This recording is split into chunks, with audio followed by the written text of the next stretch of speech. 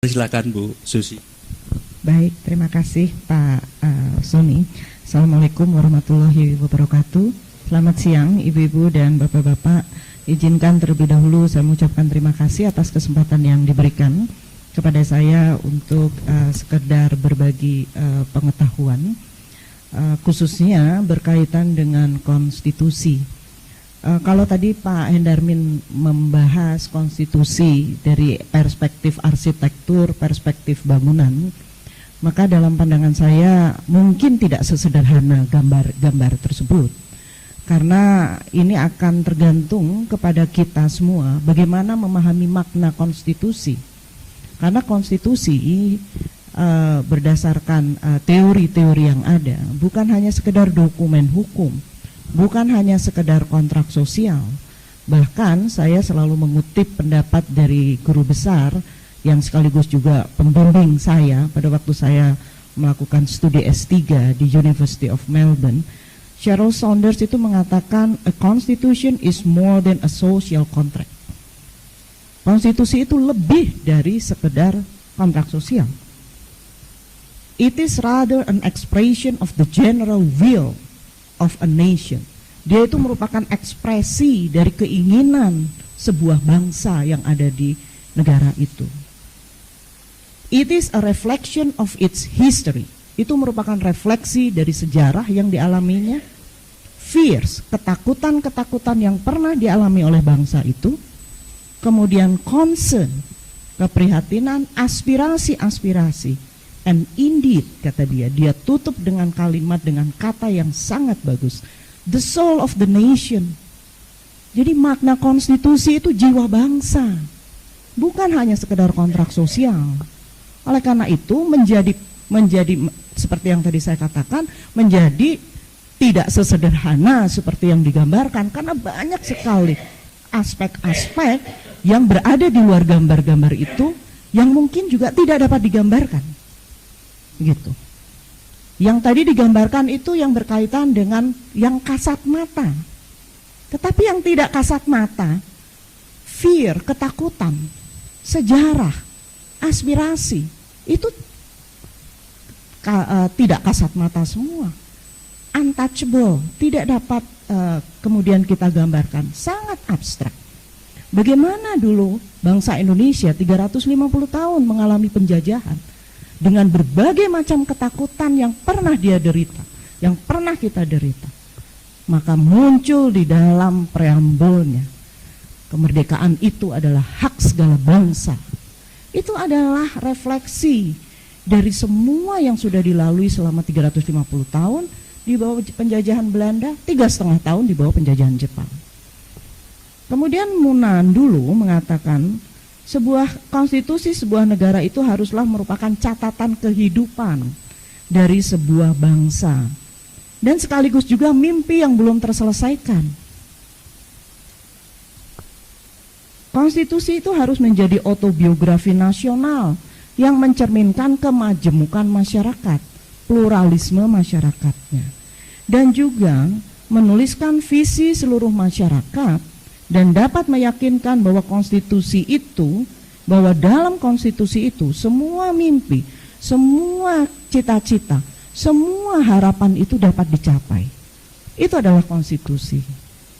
Nah, saya ingin melanjutkan salah satu the framers of the Constitution dari konstitusi Amerika, yaitu James Madison, di dalam The Federalist Papers nomor 45. Ini dia kaitkan dengan cita-cita tadi.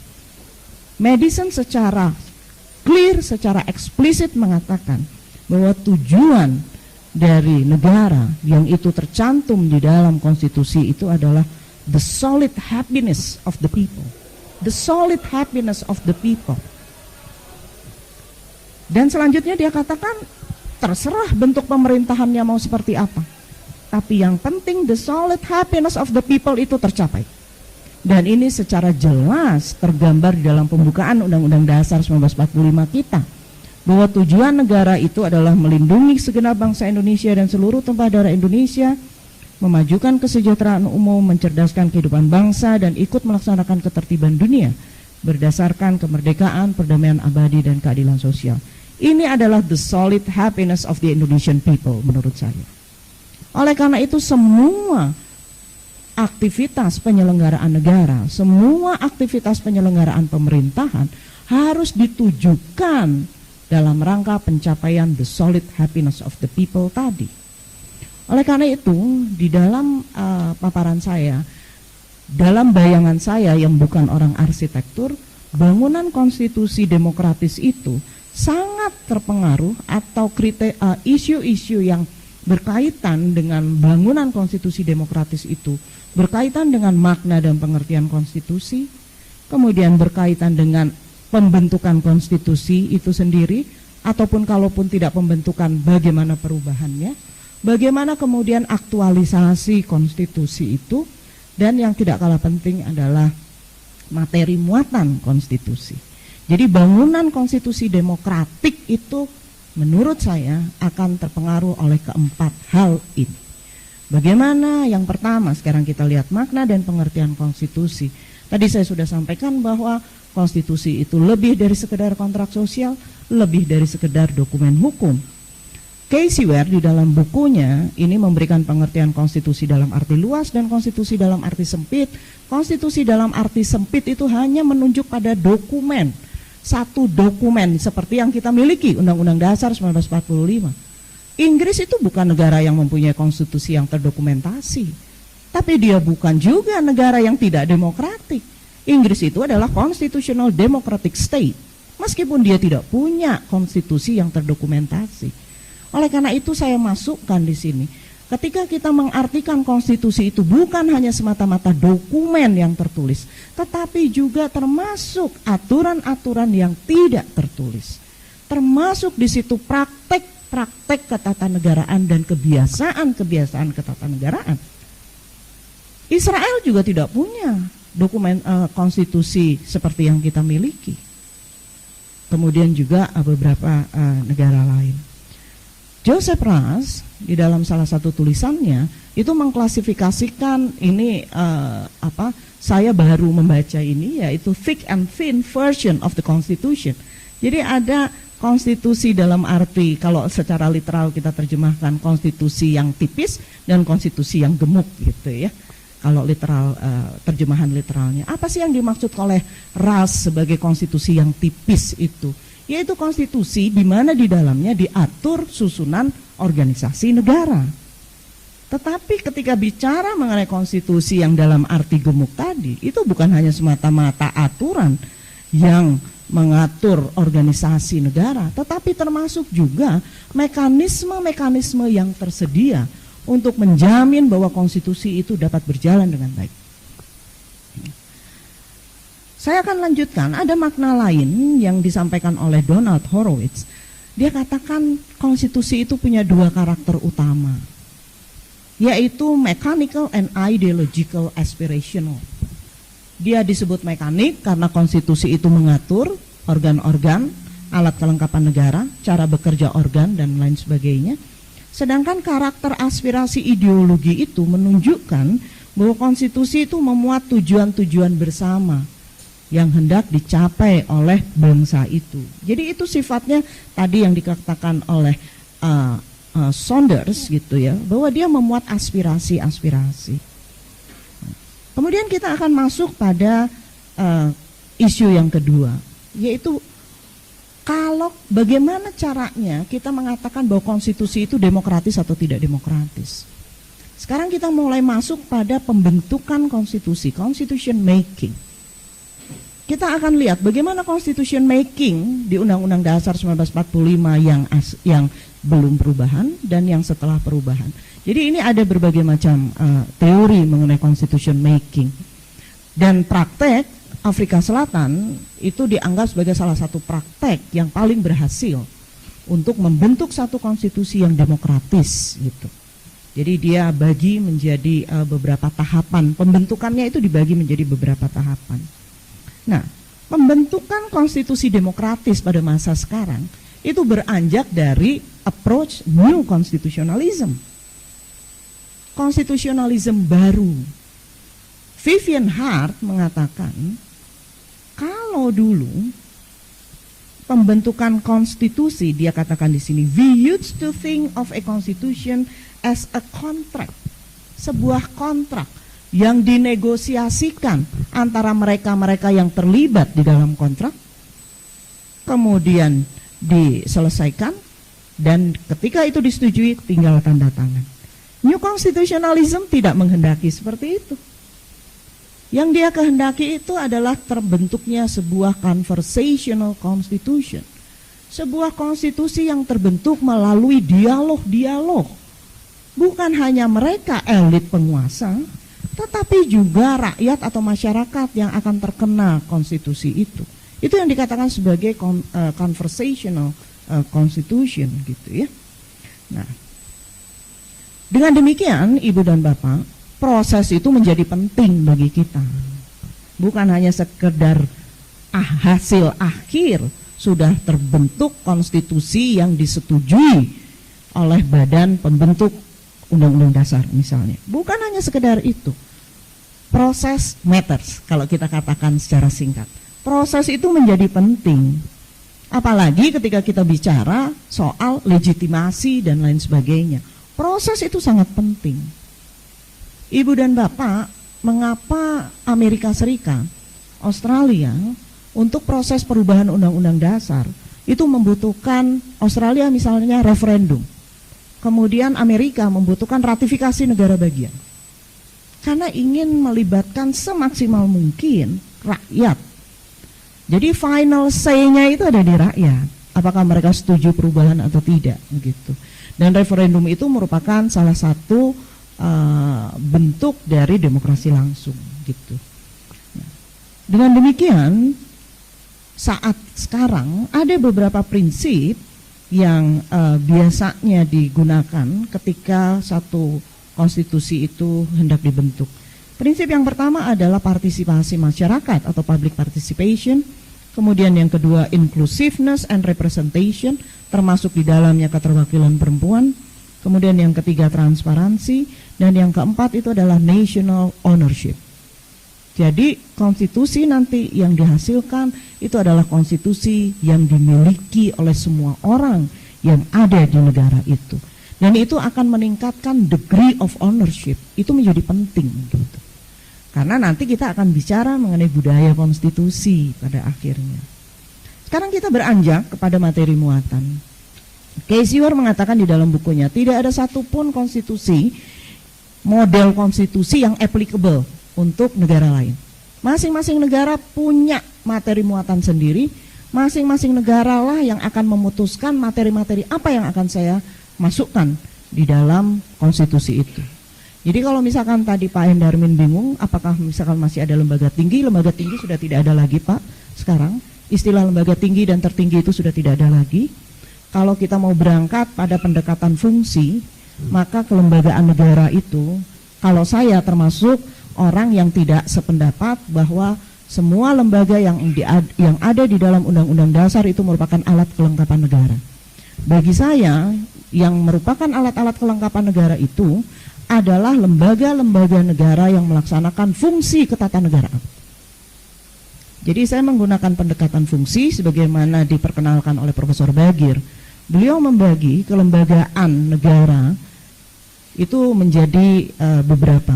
Yang pertama adalah lembaga-lembaga negara yang melaksanakan fungsi ketatanegaraan yang secara tradisional itu menunjuk pada legislatif, eksekutif, judikatif, dan juga termasuk MPR. Kemudian yang kedua yaitu lembaga-lembaga negara yang hanya mempunyai fungsi administrasi.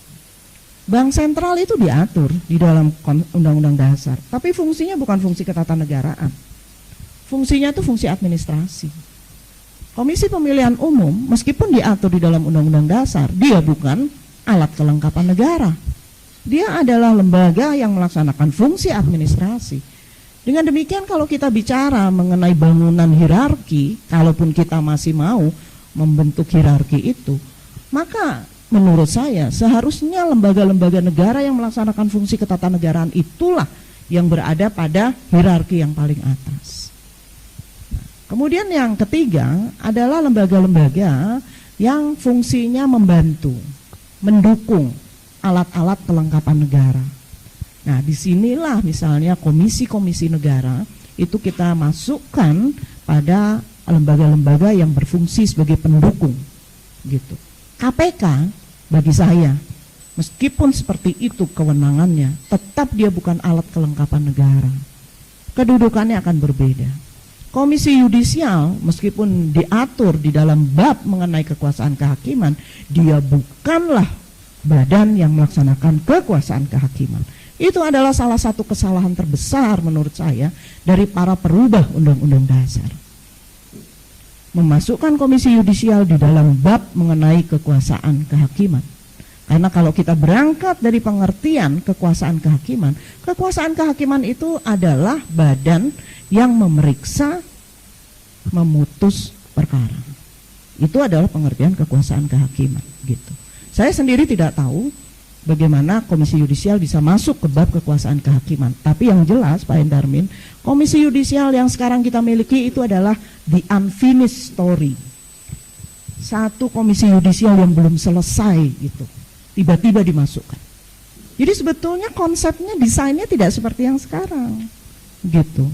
Bahkan sebetulnya komisi yudisial kalau kita lihat dari fungsinya, itu kan dia merupakan derivatif saja dari DPR.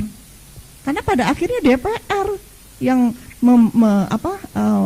memilih, atau DPR yang akan menentukan seseorang itu menjadi hakim agung atau bukan, atau tidak, gitu. Nah, jadi kembali kepada materi muatan itu harus disesuaikan dengan tujuan negara. Dan saya kutip pendapat Pak Bagir yang disampaikan pada saat beliau mengucapkan pidato Purna Bakti. Beliau mengatakan bahwa Undang-Undang Dasar 1945 itu harus menjadi konstitusi sosial. Artinya dia mengatur hak-hak rakyat dan juga kepentingan rakyat di luar politik, yaitu hak atas kesejahteraan, kemakmuran, dan keadilan sosial.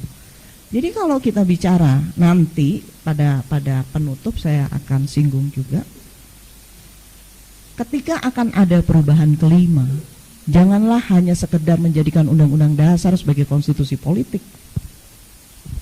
Kita akan mengakomodasi berbagai kepentingan politik, selalu seperti itu. Maka tujuan the solid happiness of the people tadi akan sangat sulit tercapai. Yang keempat, ini kita bicara mengenai aktualisasi Undang-Undang Dasar atau aktualisasi konstitusi. Kita bicara mengenai the living constitution, bagaimana suatu konstitusi yang hidup. Tetapi the living constitution itu, bahkan Pak Bagir sendiri di dalam salah satu makalah, tidak selalu berarti konstitusi yang hidup di masyarakat. Karena the living constitution itu menghidupkan satu konstitusi itu bisa dilakukan di luar cara-cara di luar konstitusi, gitu. Nah, ketika kita bicara mengenai the living constitution, maka mau tidak mau kita akan bicara mengenai peran hakim di sini. Bagaimana hakim mengaktualisasikan ketentuan-ketentuan konstitusi. Inilah salah satu kelemahan mendasar kita, yaitu yang selalu kita katakan bahwa konstitusi itu hanya sebagai dasar hukum tata negara. Dan ini yang kritikan saya juga terhadap pendidikan tinggi hukum di Indonesia. Memahami konstitusi itu di kalangan kami ini di Fakultas Hukum, bahkan di Fakultas Hukum Unpad, memahami konstitusi, memahami undang-undang dasar itu adalah urusan dosen-dosen hukum tata negara, urusan mahasiswa-mahasiswa yang mengambil PK Hukum Tata Negara. Itu adalah kesalahan terbesar. Kalau kita berangkat dari pengalaman Amerika, Australia, mereka yang masuk ke Fakultas Hukum ketika hari pertama, yang mereka pelajari apa? Konstitusi. Semuanya berangkat, case-case yang diputuskan oleh Mahkamah Agungnya, itu berangkatnya dari konstitusi.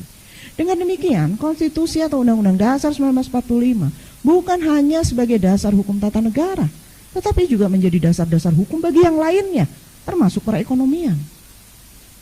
Pasal 33, semua aktivitas penyelenggaraan negara, penyelenggaraan pemerintahan, itu harus menemukan basis konstitusi di dalam pasal-pasal Undang-Undang Dasar 1945. Misalnya, mengapa perlu peran hakim di sini? Saya beri contoh sedikit saja. Ini hakim Amerika, hakim-hakim agung di Amerika itu selalu split.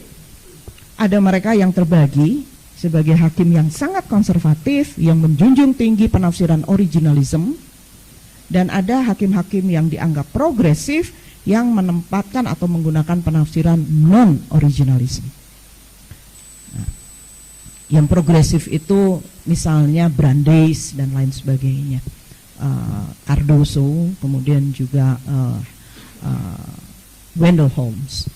Nah, ini salah satu contoh saja di dalam salah satu perkara Roe versus Wade kalau tidak salah. Ini perkara mengenai aborsi ini. Di beberapa negara bagian aborsi itu memang diperbolehkan, kemudian diujikan. Nah, karena di Amerika pengujian itu tidak seperti di Indonesia melalui hypothetical case, dia harus melalui concrete cases. Nah, di dalam pengujian yang aborsi, hakim yang memiliki pandangan konservatif, mereka katakan aborsi itu tidak diatur di dalam undang-undang dasar. Konstitusi Amerika sama sekali di dalam undang-undang dasarnya, di dalam pasal-pasalnya tidak ditemukan satu ayat pun yang mengatur aborsi. Tapi bagi hakim yang progresif, dia katakan, no, konstitusi kita mengatur. Hakim-hakim itu melalui clause apa? Mereka menggunakan klausula apa? Klausula hak privacy. Privacy right. Mereka masuknya lewat privacy right. Karena menurut mereka hak-hak reproduksi itu berkaitan dengan privacy. Nah, jadi ini yang saya katakan betapa pentingnya seorang hakim gitu ya. Itu adalah hakim yang pintar. Hakim itu harus pintar. Oleh karena itu di Jepang, kemudian juga di beberapa negara lain, ketika ada pendidikan hakim, jaksa, pengacara, maka lulusan terbaik itu selalu menjadi hakim. Selalu masuk ke hakim. Itu lulusan terbaik. Nah, ini kita bicara mengenai rekrutmen. Kemudian yang tidak kalah penting adalah praktek dan kebiasaan ketatanegaraan. Konstitusi Amerika yang dibuat pada tahun 1787, kemudian baru berlaku 1789, kalau tidak salah. Itu kan pasal-pasalnya adalah pasal-pasal yang merefleksikan apa yang terjadi pada tahun itu. Dan itu sudah dikemukakan oleh Casey Ware. Jadi konstitusi itu merupakan paralelogram, kata dia gitu. Jadi kekuatan-kekuatan yang ada pada saat konstitusi itu, dia merupakan refleksi dari kekuatan-kekuatan yang ada pada saat konstitusi itu dibentuk. Bagaimana mengaktualisasikan? Tidak hanya melalui peran hakim, tetapi juga melalui praktek dan kebiasaan ketatanegaraan. Konstitusi Amerika hanya mengatakan di dalam salah satu pasalnya, bahwa ketika presiden menominasikan beberapa pejabat publik, misalnya duta besar, menteri, dia harus memperoleh konfirmasi dari Senat. Nah, Senat sendiri kemudian mengembangkan itu di dalam praktek ketatanegaraan yang disebut dengan istilah senatorial courtesy. Jadi misalnya Obama akan menominasikan John Kerry sebagai menteri luar negeri. Dia akan tanya kepada Senat, dan Senat mengembangkan mekanismenya. Senat akan bertanya kepada anggota Senat yang berasal dari negara bagian yang sama dengan John Kerry. Itu yang dikatakan sebagai senatorial courtesy. Kalau anggota Senat dari negara bagian itu mengatakan yes, maka Senat akan mengikuti. Itu praktek ketatanegaraan yang kemudian berkembang menjadi kebiasaan ketatanegaraan. Dengan demikian, aktualisasi Undang-Undang Dasar di negara-negara lain tidak melulu sangat tergantung pada bunyi yang ada di dalam Undang-Undang Dasar. Jadi mereka mengembangkannya dengan berbagai macam cara. Yang tidak kalah penting adalah budaya konstitusi atau constitutional culture. Jadi budaya-budaya konstitusi apa yang ada di dalam Undang-Undang Dasar tersebut. Ketika dibuat Undang-Undang Dasar yang baru, ketika diubah, itu para perubahnya itu memperkenalkan budaya apa. Konstitusi Australia itu menganut atau mengatur mengenai referendum, dan itu dianggap mengenalkan budaya konstitusi Swiss, karena Swiss mengenal referendum, gitu. Kemudian budaya berkonstitusi, constitutionalist culture. Saya membedakan antara budaya konstitusi dan budaya berkonstitusi. Mungkin beberapa ahli tidak sepakat dengan itu, semuanya sama, tapi bagi saya ada perbedaan-perbedaan. Budaya berkonstitusi misalnya. Budaya berkonstitusi itu tidak hanya harus dilakukan oleh masyarakat awam, tetapi juga terutama oleh para penyelenggara negara. Karena kita ingat dulu di dalam bunyi penjelasan, yang penting itu adalah semangat penyelenggara negara. Nah, semangat penyelenggara negara ini akan sangat ditopang oleh sampai seberapa jauh dia mempunyai kepekaan terhadap budaya berkonstitusi. Undang-Undang Dasar 1945 pasal 7 lama mengatakan Presiden Republik Indonesia memegang jabatan selama 5 tahun dan setelahnya dapat dipilih kembali. Kalau pada masa itu Pak Harto mempunyai budaya konstitusi yang tinggi, ini bukan membicarakan yang sudah meninggal gitu ya, tetapi ini di dalam rangka kritik kita gitu terhadap praktek-praktek yang sudah terjadi. Kalau pada saat itu budaya berkonstitusi dijunjung tinggi, maka beliau akan mengatakan tidak. Saya tidak bersedia dipilih kembali karena Indonesia adalah negara yang berkonstitusi, Indonesia menganut paham konstitusionalisme, dan salah satu ciri dari paham konstitusionalisme itu adalah pembatasan kekuasaan. Tapi kan ini tidak muncul seperti itu. Dan yang terakhir yang tidak kalah penting adalah sistem politik. Undang-Undang Dasar, di mana di dalamnya itu masuk pada ruang lingkup hukum tata negara, ini merupakan satu hukum yang penegakannya itu sangat tergantung pada sistem politik yang sehat. Ketentuan-ketentuan misalnya dalam bidang hukum administrasi negara, penguatannya itu bisa dilakukan melalui sanksi pidana. Tapi kalau Undang-Undang Dasar, penguatannya itu sangat dipengaruhi oleh sistem politik. Kalau sistem politiknya tidak sehat, jangan berharap pasal-pasal di dalam Undang-Undang Dasar itu dapat ditegakkan dengan baik. Kita sudah bisa lihat contoh beberapa tahun belakangan ini. Akhirnya, Ibu dan Bapak, saya ingin menutup materi ini dengan mengutip pendapat dari Pak Bagir mengenai 3 model peran konstitusi dalam negara. Yang pertama, ada negara yang dibangun, dipelihara, dan dikembangkan dengan cara terus-menerus memelihara dan mengaktualisasi Undang-Undang Dasar yang ada. Kemudian yang kedua, ada negara yang melakukan pembaharuan dengan cara mengganti Undang-Undang Dasar. Ini contohnya Perancis. Jadi Perancis itu ada Republik 1, Republik 2, sekarang Republik 5, tapi sebetulnya sudah ada ketentuan-ketentuan yang diubah gitu. Tapi dia tidak mengganti secara keseluruhan. Tapi Perancis ini secara umum dia mengganti Undang-Undang Dasar.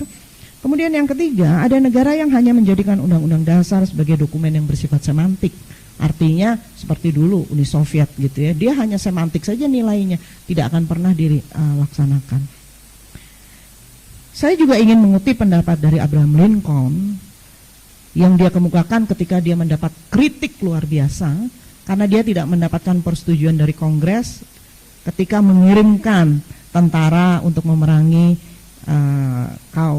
perang saudara di bagian selatan, karena itu kan harus memperoleh persetujuan Kongres. Lincoln mengatakan, the Constitution is made for man, not man for the Constitution. Jadi konstitusi itu dibuat untuk orang, bukan orang untuk konstitusi. Nah, pertanyaan kita sekarang, kalau kita akan melakukan perubahan kelima, mana yang akan kita pilih? Konstitusi untuk orang atau orang untuk konstitusi? Kalau kita memilih orang untuk konstitusi, maka perubahannya hanya akan mengakomodasi kepentingan-kepentingan para elit. Dan saya juga selalu quote pendapat dari Pak Bagir bahwa melaksanakan Undang-Undang Dasar itu bukan hanya dalam arti bunyi, melainkan makna. Bukan bunyi pasalnya, tapi apa makna di balik pasal itu.